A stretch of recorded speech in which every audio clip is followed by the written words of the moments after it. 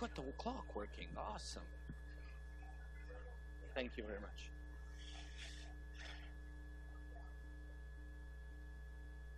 So good morning, everybody. So I want to welcome you on this rainy Monday morning to continuation of our lectures on the cell biology. And today we're going to have 2 hours, going to double whammy, and we're going to talk about a very important structure inside our tissues. We're going to talk about the extracellular matrix. Now, whenever you learn about the tissues, you usually learn about cells. But one thing that is sometimes forgotten in all the lectures can be that tissue that's and the material that's around cells. It actually plays a very important role in the functioning of the entire tissue. So we'll start first just few overview informations. We all know that cells in our body are organized in these functional groups, and these groups are known as tissues. So they live in a tissue, and tissue provides for them a stable environment, and they can thrive and provide a specific function in it. We know that the cells are not in a tissue packed tightly together. In most of the tissues, there is a space that's around the tissue, and this space is filled by matrix of macromolecules that will fill that space. So it's not just an empty space. There are macromolecules between the cells. Now, these macromolecules are actually known as extracellular matrix. We're going to talk about it today, both hours. And extracellular matrix is produced by the cells that it surrounds. So extracellular matrix is constantly produced by the cells, but it also plays a very important function of ensuring the normal function of the cell. But there are some exceptions. There are some tissues that are entirely composed of cells.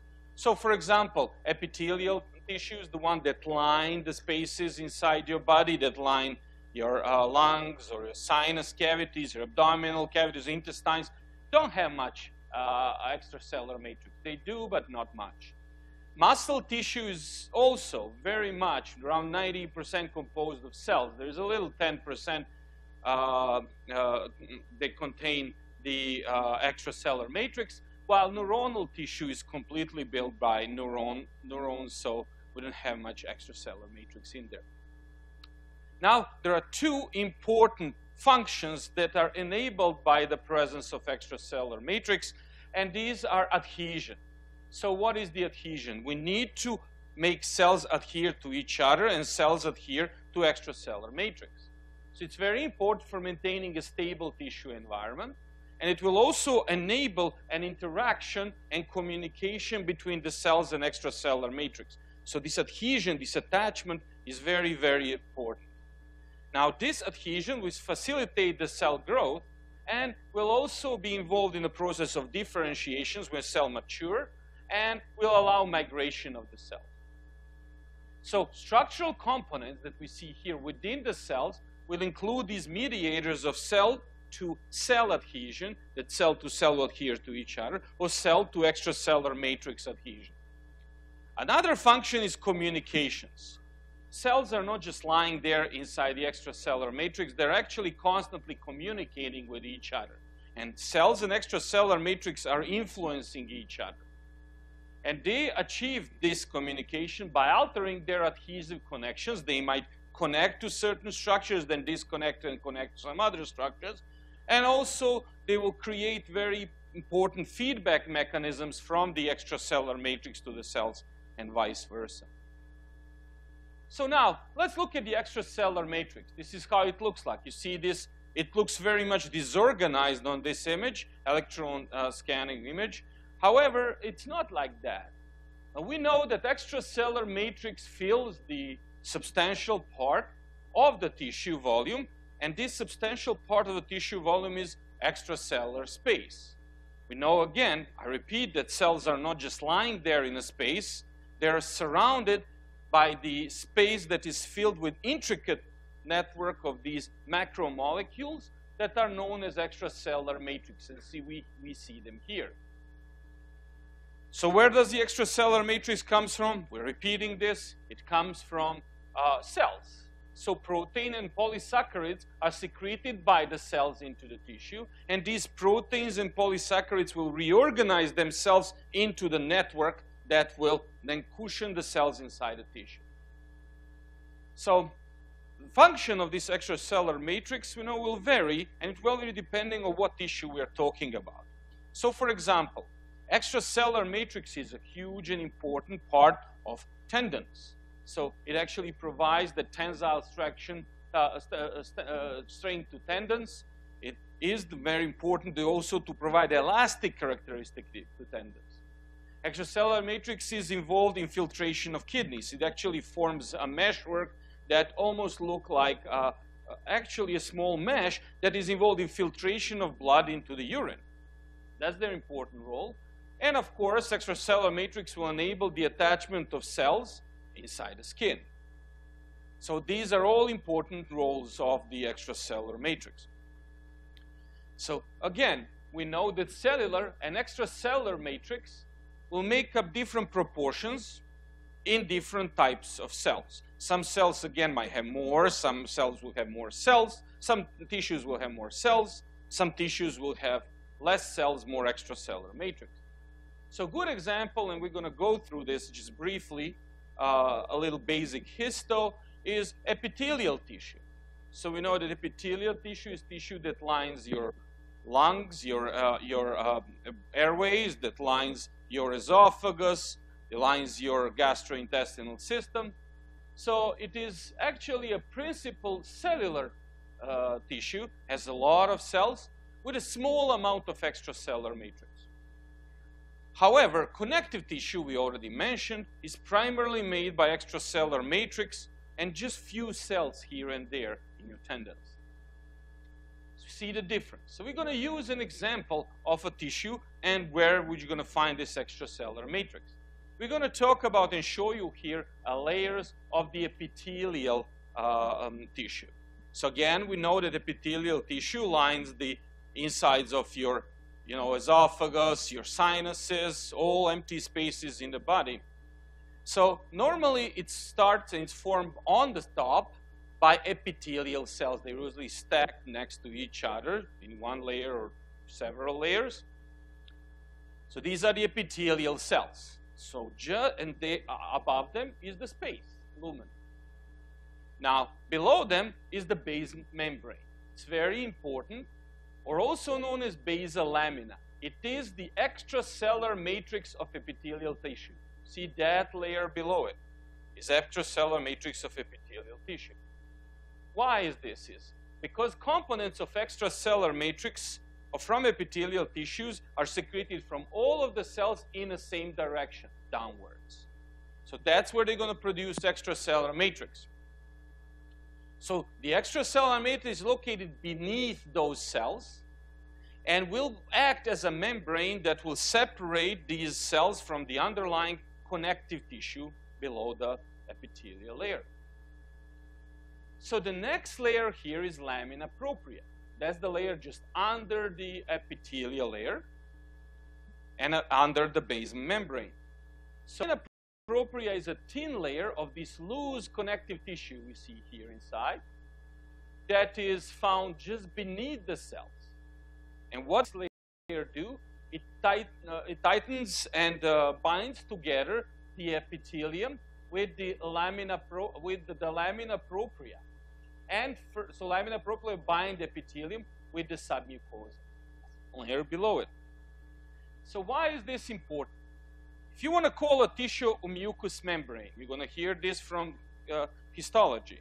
If you want to call a tissue mucous membrane, which is majority of the tissues that line, again, your intestinal system, that line your pulmonary system, this tissue has to be called mucous membrane or mucosa. So mucous membrane or mucosa is the term that refers to the epithelium that contains lamina propria. So you're going to have an epithelium below it, basal membrane, below it lamina propria. So this is known as mucous membrane or mucosa. So again, if you're looking at a tissue and we call a tissue mucous membrane or mucosa, you're going to have epithelial layer, basement membrane, and lamina propria in it. So the next layer below this is actually submucosa, which lies beneath the mucous membrane. It will hold blood vessels, nerves, everything else that innervates this structure. So let's talk about extracellular matrix and talk about what structures form extracellular matrix chemically and biochemically. So we're going to divide them into three groups. The first group are carbohydrates. And these are glycosaminoglycans and proteoglycans. So we're going to talk about each one of them in this lecture. The next one are fibrose proteins that form fibers. That's why they're called fibrose protein, and they're collagen and elastin. In this lecture, we're going to talk about collagen. We're going to just briefly mention elastin. It's way, way smaller than collagen. And next, in the next lecture, we're going to have an entire lecture dedicated to this. We're going to talk about adhesive proteins, which work as glue, tying everything together. So we're going to talk about fibronectin and laminin. And we're going to mention some others as we talk in next hour. So what are the glucosaminoglykans? Glucosaminoglykans, or GAGs, are actually composed of their polysaccharides, and they are composed of repeating disaccharide chains. You know what does that mean? It means that there are all two saccharides, then the two saccharides, same two saccharides, and two saccharides, and two saccharides, all bound to a long chain. So one of these saccharides in these saccharides is N-acetylated amino sugar. So we see here it has this N-acetylated group attaching to the sugar. So it has amino group attached to the carbon molecule. And another one is acidic sugar. That is the second one. So these unacetylated amino sugars and acidic sugars attach to each other. This is a disaccharide. And then they bind these two dimers all the way down to forming a long strand. Now, most glucosaminoglycans are also sulfated, which actually gives them a very strong negative charge. And I'll tell you why is this important in a second. Again, these form long unbranched chains, and the chains, again, contain very large amount of negative charges because of this sulfation to the molecule. The most prominent glucosaminoglycan in our body is chondroitin sulfate. There are other glucosaminoglycans, such as hyaluronic acid, keratin sulfate, dermatan sulfate, and heparin sulfate. Just an example is keratin sulfate and dermatan sulfate are very much involved in your connective tissue. Heparin and heparin sulfate are found everywhere, but specifically in blood because they inhibit clotting. So we see that they all have specific functions, these glucosaminoglycans. I'm not going to ask you to know chemical structure of any of them. I got questions. Please know, because I'm not a biochemist, neither I want to bug you through this, but I want you to know what is the most prevalent glycosaminoglycan in the body. It's chondroitin sulfate. Now, glycosaminoglycans are now components of another group of polysaccharides, which are known as proteoglycans. What does that mean? We have carbohydrate attached to protein. Yes? The second image, the linkage between the two, I guess, sugar residues. Yes. Are those like, is that an O linkage? Is that like important? Do you see in that second? It is important because it binds to disaccharides, forming those two groups. Okay, so that bond is an O linkage bond. Is that important? No, it's not for me. Okay. All right. For me, not important. All right, thank you. For actually cell bio not. What's more important is the presence of this negative charge that they have. And I'll explain you why. So now, the most important component of glucosaminoglycans are the major components of, they are actually major components of proteoglycans. These are the proteoglycans. They're a little bit more complex in structure. I want to help you understand how they are formed because they play a very important role in your tissue. Without these guys, you wouldn't exist. So what's a proteoglycans? Proteoglycans consist of proteoglycan monomers. So this is one proteoglycan monomer. What is it? You see here there are glucosaminoglycans, these strands, attached to core protein. You see it here. So they kind of form, they span from the sides and attach to the protein core. Very important is that all of these glycosaminoglycans are very negatively charged, so tend to be spread. Okay? They do not like each other. They don't want to attach to each other. They want to remain spread and keep the distance between each other. So again, proteoglycan monomers are glucosaminoglycans that are covalently bound to protein. That's a monomer. And we see here protein in the center, and we see strands coming out of glycosaminoglycans. Now, individual proteoglycan monomers, we see them here, will attach to hyaluronic acid backbone. Okay?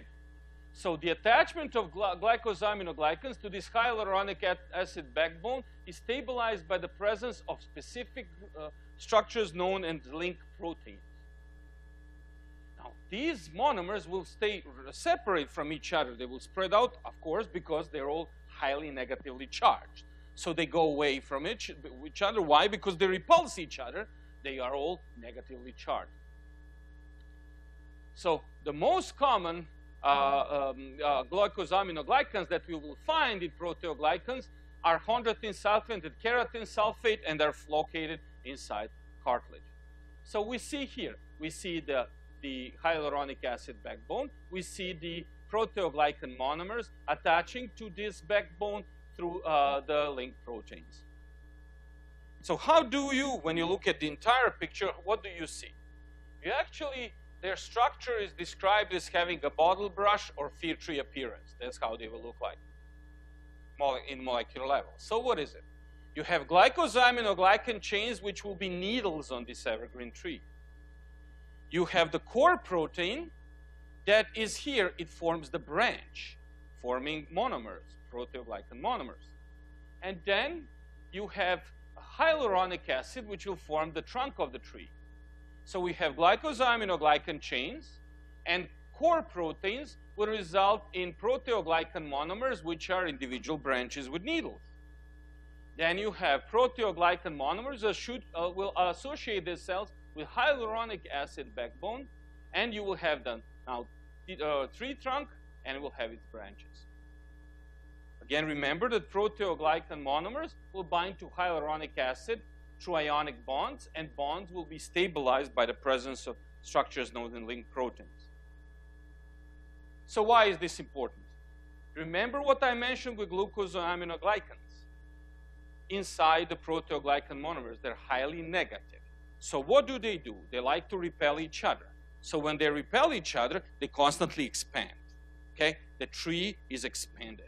Okay? And it's very important. So most important thing for proteoglycans is the characteristic of this is that they're negatively charged, highly negatively charged. So what does that mean? It means that even individual proteoglycans will hate each other. Okay? They are trying to repel each other, so they form slippery surfaces, mucus. They're involved in the formation of mucus. One thing is they're negatively charged. When they're negatively charged, they attract something else. What likes to be attracted by negative or positive charge is water. Okay? So they will attract large amount of water into the interstitial space, and we provide a tissue cushioning or turgor. If you tap yourself on your skin, it will be elastic. Why? Because of these proteoglycans inside that were full with water, almost like a sponge. Okay? Contain water. However, the inflow of water will cause now tissue expansion, but we don't want our tissues to overexpand. So inside the tissues, there's another scaffolding formed by collagen, by fibrous proteins, which will prevent the overstretch of the tissue. So what is the scenario? This is what's going to happen. You take, I don't know, your hand or something else, and you compress it. When you compress it, what's going to happen with the tissue, with your extracellular matrix? The water will be expelled from your proteoglycans. Okay? As you press it, the water is expelled out because of the external pressure. When the pressure is released, now glucosaminoglycans inside proteoglycans will go back and retain their original shape. They will fan out. They will spread. As they spread, of course, they will be very negative. They have negative charge. That's why they spread. And this negative charge will now attract water, and the water will fill the space. So they actually act as sponge. And this phenomenon is known as resilience. which means that your tissue under pressure, after pressure, will return to its original shape.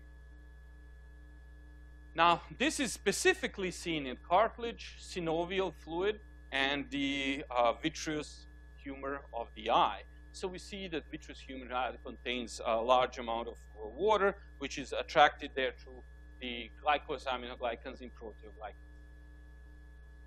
However, this has another role, and it has a role if you go to a local pharmacy. You will find tons of drugs that are there over the counter to treat osteoarthritis.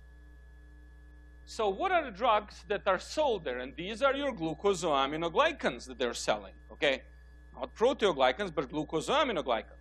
So they'll be selling glucosamine sulfate, hydrochloride, and chondroitin sulfate all over, Lakota, things like that. You buy, you drink, you feel much better, or you apply on your skin.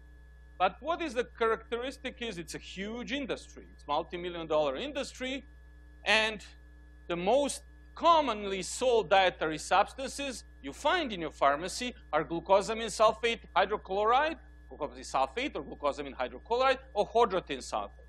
However, the studies have actually shown something else, which is interesting, is that only glucosamine sulfate and chondroitin sulfate work. Glucosamine hydrochloride does not. It hasn't been proven yet to work, but you still can sell it because it's the over-the-counter medicine. So what do you think it's very important in how do they achieve their effect against osteoarthritis? They stimulate the production of proteoglycans and hyaluronic acid. So what does that mean? They bring more water and actually make tissues of your joints more slippery. They will decrease the catabolic activity in chondrocytes, less of the breakdown of your cartilage will occur, and they will also reduce interleukin-1 beta induced nuclear factor kappa B. Don't worry, we're going to talk about these factors in next lecture when we talk about signaling. So they will actually prevent the destruction of chondrocytes. So now why are also proteoglycans important and glucosaminoglycans with them is a series of conditions known as mucopolysaccharidosis.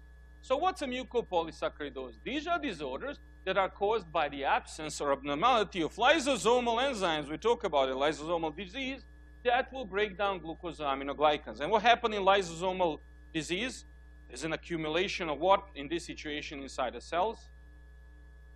Glucosaminoglycans, because lysosomes can break glucosaminoglycans. So these are known as mucopolysaccharidosis, highly tested on your boards.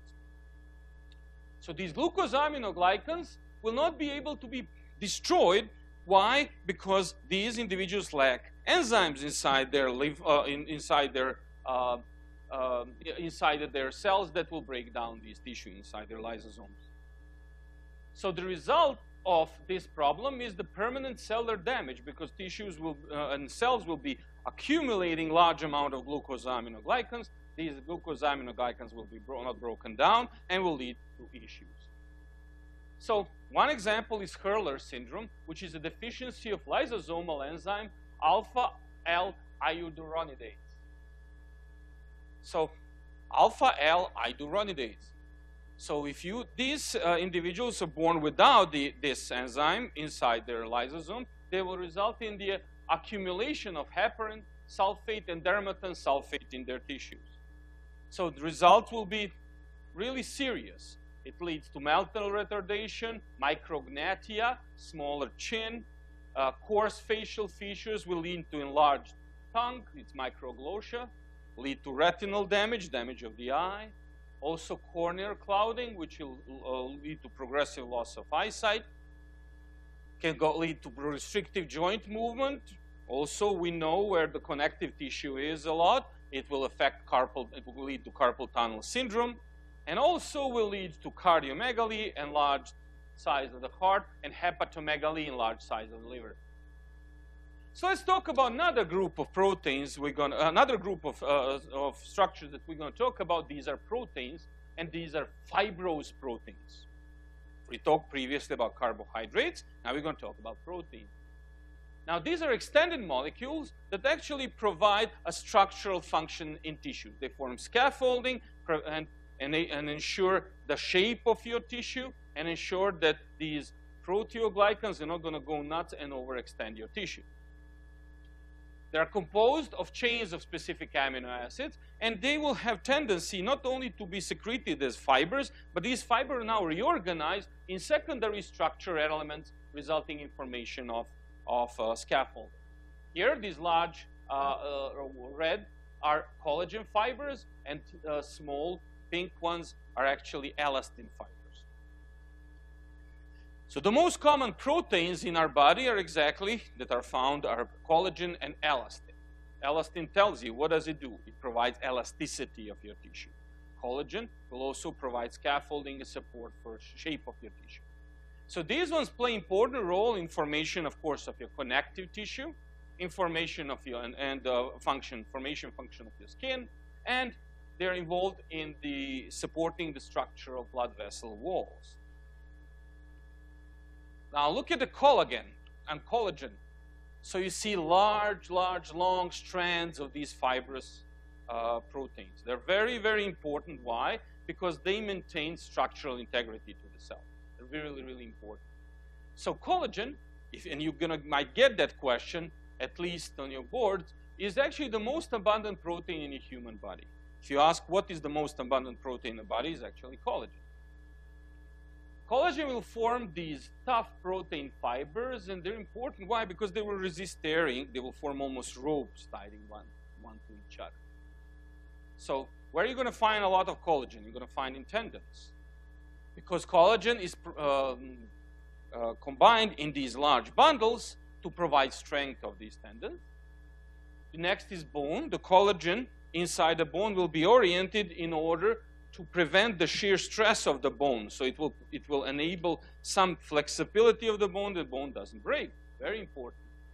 And in extracellular matrix, collagen is dispersed all over. It doesn't have to be in these fibers, but it can be dispersed all over, and will provide this support to this gel-like state and provide the strength and support to the tissue.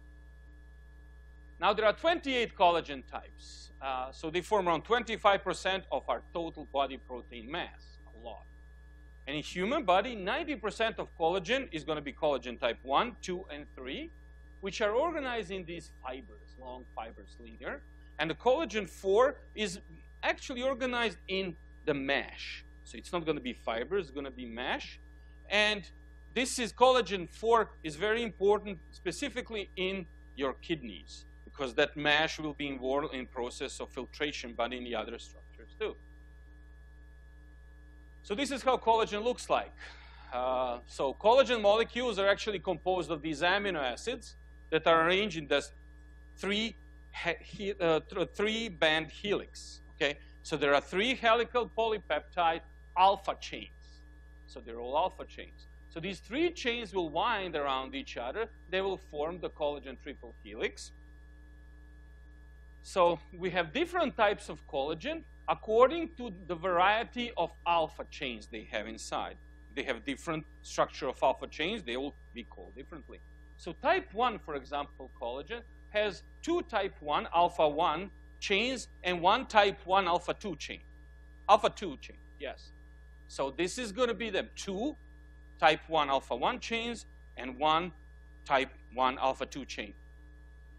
Collagen type 2 will have 3 type 2 alpha 1 chains. So 3 alpha 1 chains all bind to each other. So now there is also a difference inside these chains, and it actually, collagen structure is very boring. Okay? I'm going to explain you why. It's because it's pretty much made of 3 amino acids, repeating. Okay? There are some variations, but mainly be 3 amino acids. So there's a primary amino acid sequence in these alpha chains. Every third amino acid is glycine. And glycine will have this hydrogen atom attached on the side. Also, collagen is also rich in amino acid proline. So you have glycine and proline. So we're just left with one other. So when we look at the amino acid sequence of most alpha chains, they can be represented by this. It's glycine XY. Okay? So glycine, of course, we know is the first one in this chain. X is actually a modified form of either proline or lysine. It is known as, it's hydroxylated proline or lysine, hydroxyproline or hydroxylysine. We see here glycine, hydroxyproline is next. And a Y is proline. Straightforward glycine, hydroxyproline or hydrolysine, and then proline. So that is the way how these three amino acids will continuously repeat through this chain. Now this is an important table. I want you to learn it. It actually is a very common question on your boards. It will ask you what are the most common types of collagen in your body. So type 1 we see here is most abundant collagen. You'll find it all over. You'll find it in bones, skins, and tendons, and also in scar tissue. Type 2 collagen is found in cartilage. So everywhere where there is a cartilage in a body, it's type 2. Type 3 collagen is found in granulation tissues of healing wounds, the tissue that is still less organized than the scar or completely healed tissue. So this type 3 collagen will form reticular fibers, and it will be actually found also in artery walls, and intestines, and in uterus. Why? Because it's very stretchy.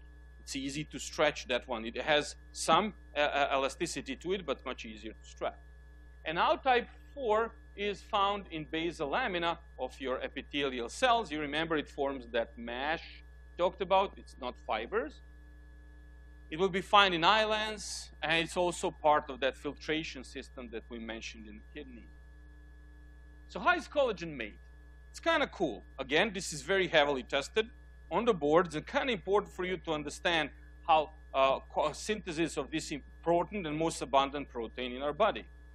So where does the synthesis of collagen start? Of course, in ribosomes, specifically ribosomes that are attached to rough endoplasmic reticulum. This is where individual collagen fibers will be translated, individual alphas, okay, will be translated from mRNA on these ribosomes that are bound to endoplasmic reticulum. And the product is a single chain, okay? And this is known as pro-alpha protein chain. This is one of your alphas, okay? But it's pro-alpha, it's still not fully developed. Next, this pro-alpha protein chain will be transported through endoplasmic reticulum. And very important, beside the endoplasmic reticulum, lysine and proline, you remember on that X spot, the second spot, will now be hydroxylated into hydroxylysine, hydroxyproline, by the action and help of vitamin C. Okay? And then these hydroxylated amino acids then can be glycosylated and added carbohydrate to them. And now these pro-alpha protein chains that have been hydroxylated are now transported into Golgi complex. In the Golgi complex, we're going to take 3 pro-alpha chains, and we're going to combine them into triple helix, according to what's needed for the cell. And this will result in the formation of pro-collagen. They will actually test you on these terms. They'll ask you pro-alpha, pro-collagen.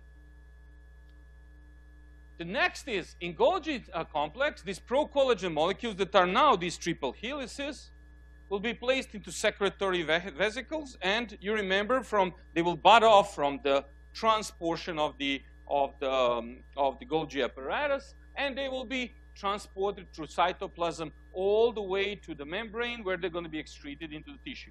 We don't need that collagen inside the cell. We want it outside the cell. Don't forget, this is still a pro-collagen. And we are not done yet with the synthesis. It's quite complex now. Now, in extracellular space, peptides that are at the ends of those pro-alpha chains are signaling peptides, which will be enabled to signal your cells that these are pro-alpha chains, are going to be now cleaved off by the action of pro-collagen peptidase inside the extracellular space, and this will result in the formation of new structure known as tropocollagen.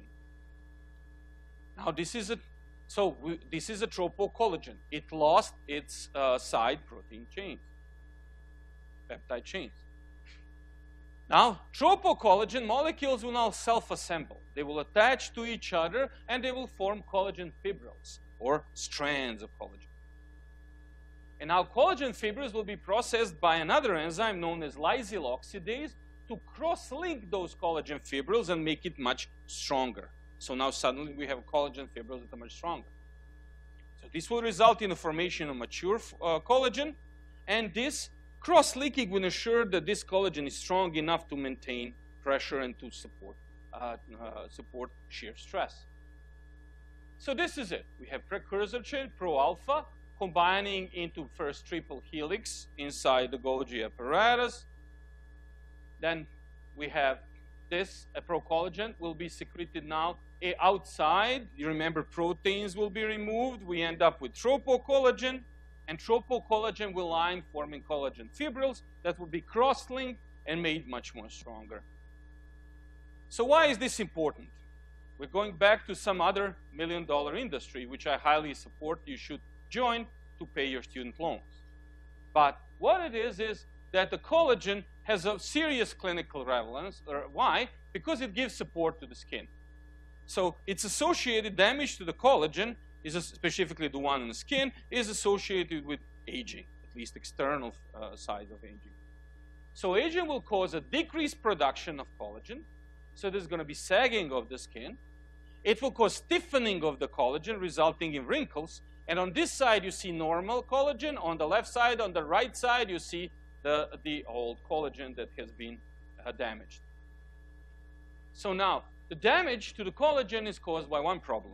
You know what causes damage of the collagen? Living, okay? Because as you live longer, what's going to happen is you will have produced larger amount of oxygen. My favorite, as my area of research, specifically for cardiovascular system. So oxygen-free radicals are bad guys. Why? Because they tend to bind to another structures and cause damage. Okay, so oxygen-free radicals here, we normally are born, I'm just digressing for a second, we normally are born with certain amount of antioxidant enzymes. Enzymes that will quench those free radicals. We talked about it, peroxisome, catalase. But number of these enzymes, sadly, is going to decrease as we get older. And as they decrease as we get older, now there is more, the free radicals will not be quenched. There is more free radicals in the tissue, which will damage your tissue and again, when you age.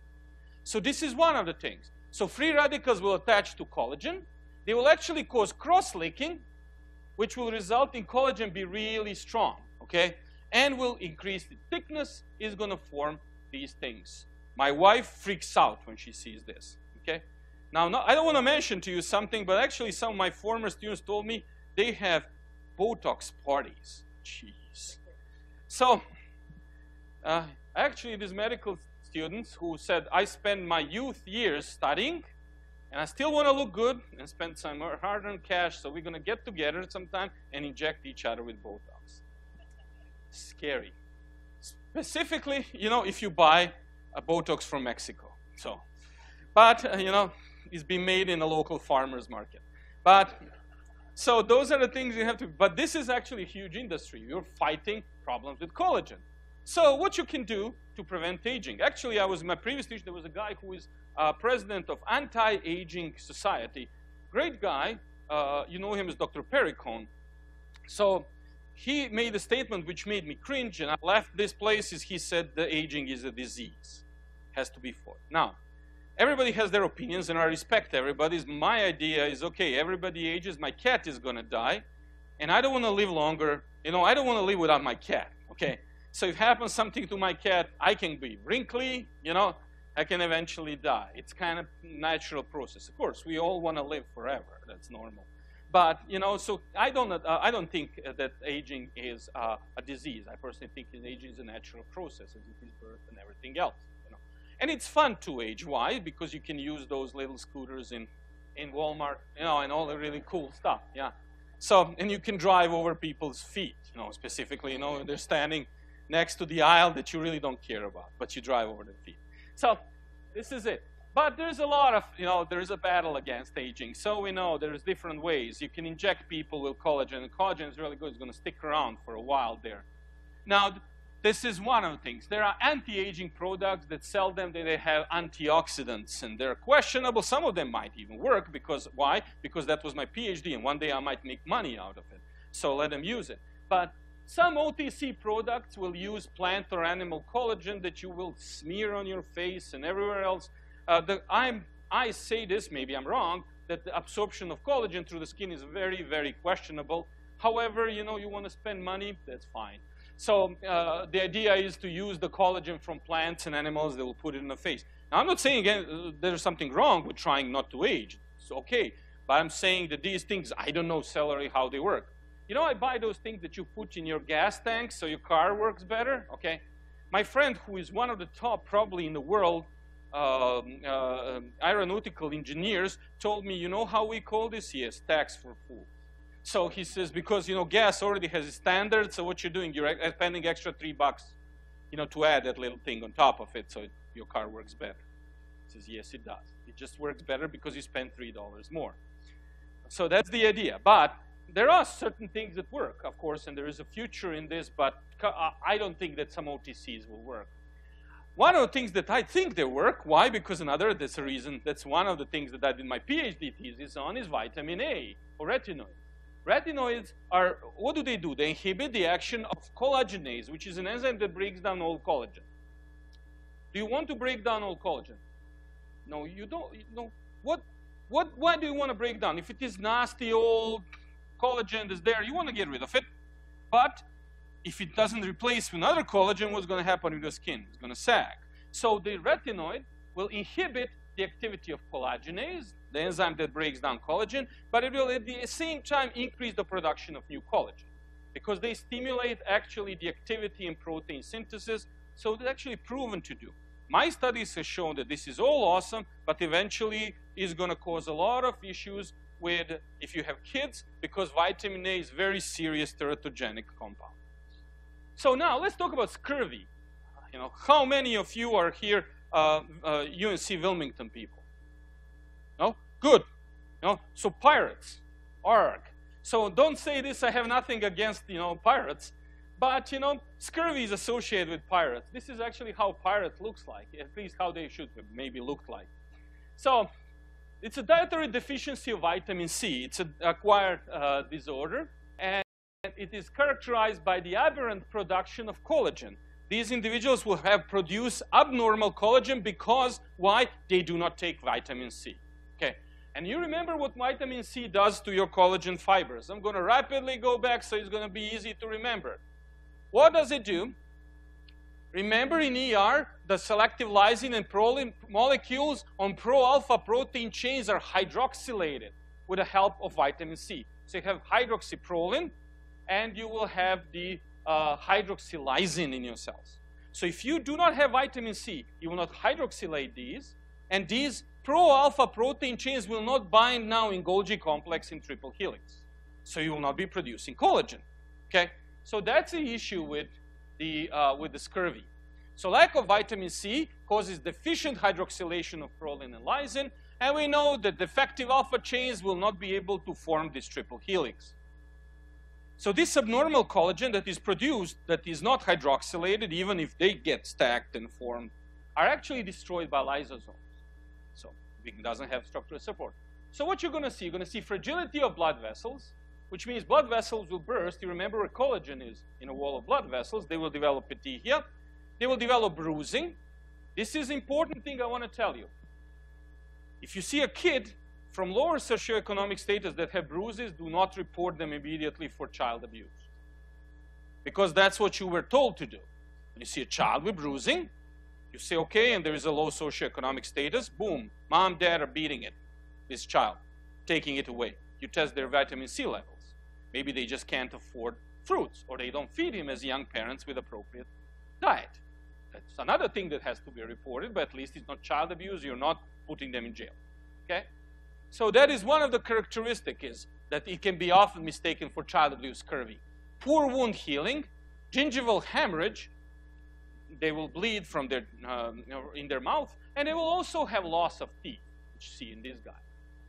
It's also seen in elderly, and I've seen that in my practice, specifically elderly who live alone in low socioeconomic status individuals. You know, you see elderly specifically who live alone, and you suddenly see bruises all over them, and you can assume that somebody is, again, abusing them. You know? And that might not be it. Check the vitamin C level and see that actually they might be undernourished. They don't get vitamin C. Of course, alcoholics might have it, and of course, pirates, not the ones from UNC Wilmington. Okay, they eat fruits. But I'm going to just go briefly on digression here. Is you know that derogatory term for British used to be limeys, you know, and the reason is because they said that they carried limes on the ships. Okay, so they will not develop scurvy. I want to just tell you how they found that out. You know, it's several centuries ago when human life was not very expensive, specifically for people who are spending time drinking rum in local bars. Okay, so what they said is they took a ship, 2 ships. On one, they put a lot of fresh fruit, made sure they have it, and let them sail around England as long as they can. Okay, they took another ship, nothing else, just bread and stuff, and let them sail in the other direction around England. And after a couple of months, they came, and actually almost 6 months or a year, they were sailing around England. They went around and they figured out that half of the people on the ship are dead already, and other one were nice and healthy. So they said, okay, this is what we're going to do. Now, don't get caught. It's a lie that they didn't carry limes on the ships because limes are very expensive at that time, and they couldn't find it. They actually carried sauerkraut. Okay, so and they carried a lot of stuff that they actually were fermented, and fermentation of fruits and vegetables will actually result in the increased amount and to preserve vitamin C. Next thing is osteogenesis imperfecta. So this is inherited disease caused by a group of mutations that affect collagen gene. So think about this. You have individuals who have abnormal collagen gene. They don't form collagen. Where there is a lot of collagen in the body? In bones. So if these individuals can have enough normal collagen and to produce low amount of collagen or produce abnormal collagen inside their bones, the bones will not be able to tolerate shear stress. They will break easy. Okay? They will be brittle. So these individuals are the ones who have osteogenesis imperfecta. Now you're going to hate the fact there are 8 forms, which you're going to have to learn, but not from me, for your boards. But there are 2 ones that I want to show you. One is osteogenesis imperfecta type 1, which these individuals produce normal collagen, but collagen is not produced sufficiently. These individuals have mild presentation. What does that mean? Is that usually disease stops at puberty. They suddenly start producing more collagen. But also they will, however, until they reach puberty, you have to watch them and, brace them and stuff. For example, they can develop spinal curvatures because of the fractures and deformations.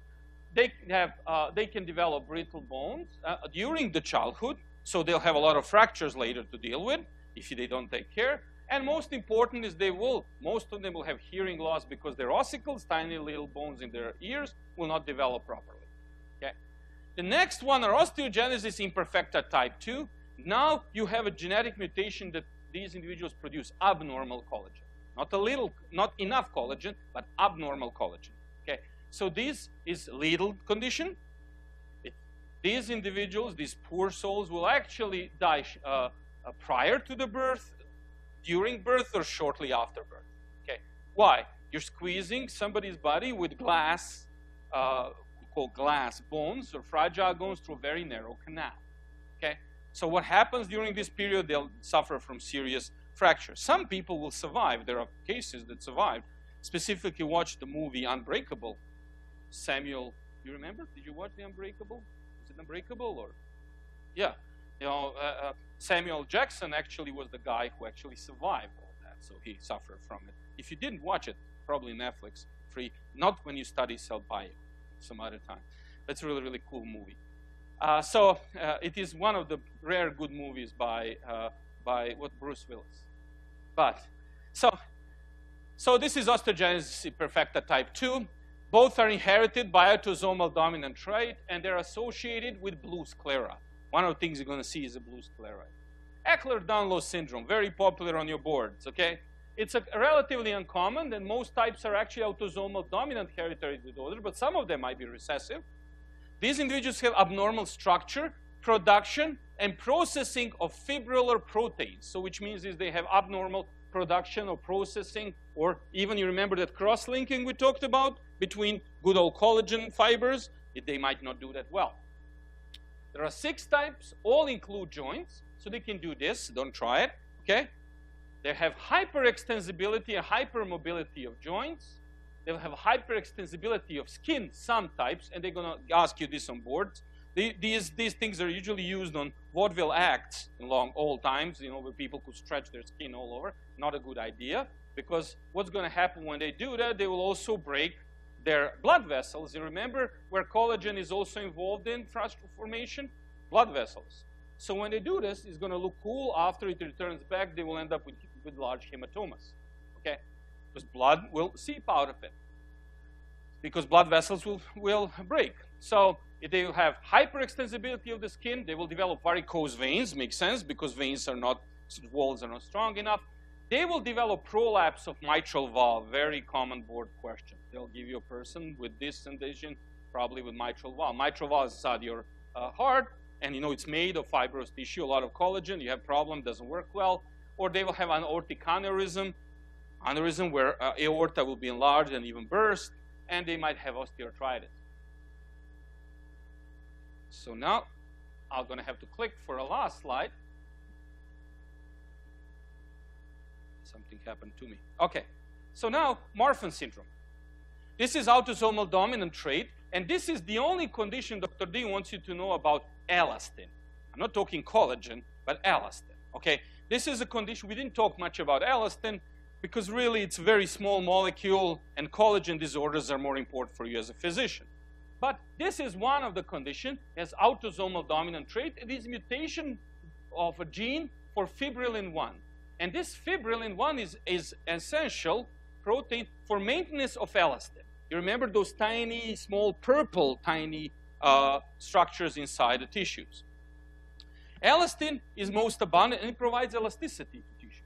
Elastin is most abundant in the aorta, ligaments, and portions of the eye. And what you're going to see in these individuals have ocular abnormalities, because there's a lot of elastin there. You will have aortic aneurysm, and these individuals will suffer from a condition known as Marfan syndrome. This is a Marfan syndrome patient, very common. And why it is? Because of the genetic mutation, patients will have very long limbs. Can you see it here? They will have very long digits. They will be very tall stature, but they will develop problems with their spine, which means is that spinal curvature will be affected by this. They will have also hyperextensibility of hands and feet. And one of the individuals who we think was affected by Marfan syndrome was Abraham Lincoln, okay? But I want to tell you the story, as I'm not testing you on. So did Abraham Lincoln had Marfan syndrome? If he finished our school, he would be a doctor, but he was not a doctor, okay? He was a lawyer. So did Abraham Lincoln had Marfan syndrome? This theory is published in 1962. They said, look, you see Abraham Lincoln, you see how tall he is, you see he has a little bit longer fingers, and they actually looked at his mom, and if you remember that his mom was also looked rather tall, you know, very similar to him, so they thought, okay, this is probably an individual who had Marfan syndrome. This idea was hanging around until Dr. John Sotos actually said, no, it's not the Marfan syndrome. It's actually more close to the late President Abraham Lincoln suffered from MEN2, multiple endocrine neoplasia 2, which is a condition associated with multiple mucosal neuromas, because he had these neuromas on his skin. They said he has bumps on his skin. He also had, he was very tall, but he had problems with the heart rate. Said he had medullary thyroid cancer, pheochromocytoma, increased production of adrenal gland hormones, and they will look like they have Marfan syndrome. So now they really wanted to do this, so they said, oh, let's assume his body and let's kind of figure out what it is. So there was a whole idea, you know, of these scientists who says, you know, I'm going to publish this and I'm going to be very well known. Thank God, National IRB Committee, National Ethics Committee said no. Why? Because what are we gaining out of it? Nothing, okay? Just some, and his relatives who are now a lot, said, no, really doesn't matter. You know, we'll deal with this. So they actually, that was stopped, but there was a lot of excitement. Now, other people who had it, Pharaoh Akhenaten, you know, he's actually my cousin, I'm just joking, but you know, he has a really long thing, chin, Julius Caesar, and two famous musicians, you remember. Why is that good? Hypermobility of the skin, long fingers. You want to be a pianist, you have long fingers, hypermobile, awesome, okay? So it worked for them. Okay, also Niccolò Paganini, was, we presume, affected by Marfan syndrome. Thank you very much. I'll give you a few minutes break, and we'll continue with our lectures.